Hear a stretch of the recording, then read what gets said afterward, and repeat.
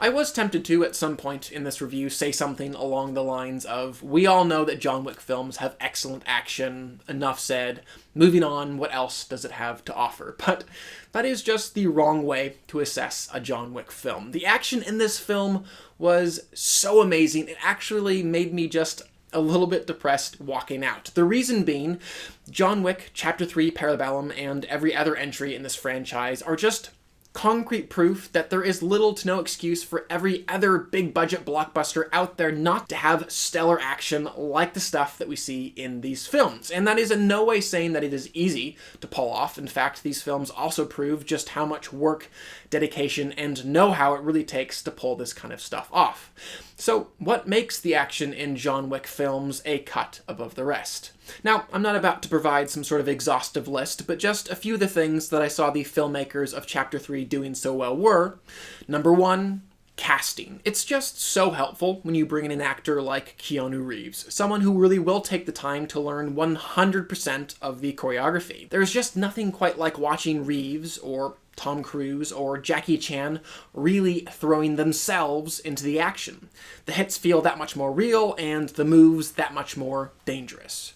Number two, choosing a variety of interesting locations, ones that will allow the action to have an interesting progression, ebb, and flow, is also so very important. And Chapter 3 also did this extremely well. I love the fact that the very first fight scene in this film takes place in a library amidst very old books and barely covers any ground at all. Whereas in the final fight scene in the movie, Wick and his adversaries are up, down, and all around this room made of glass, one that felt as futuristic as they come.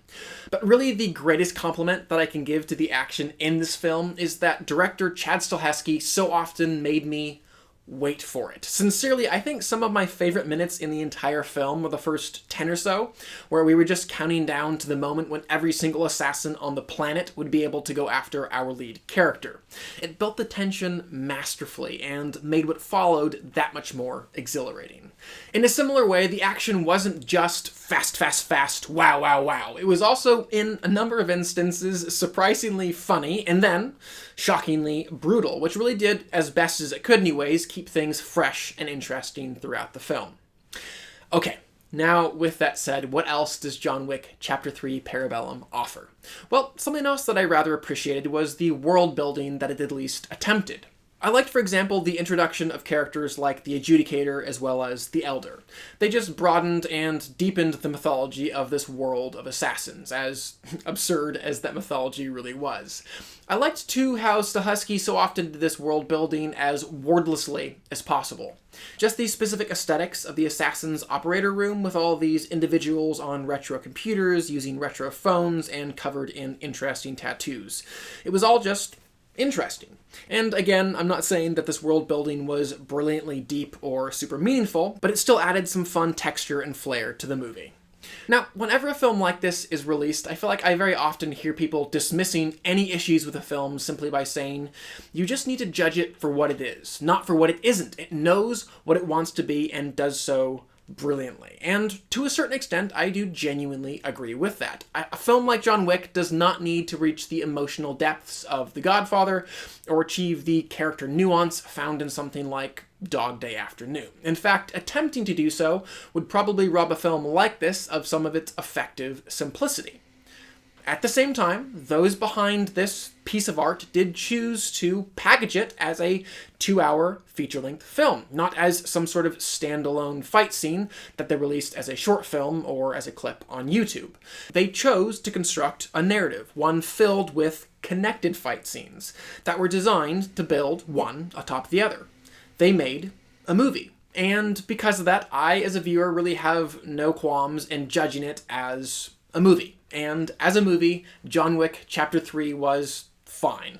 A lot of my complaints for the film really do come from the runtime. By comparison, John Wick Chapter 1 was a breezy 100 minutes, whereas this one was 130.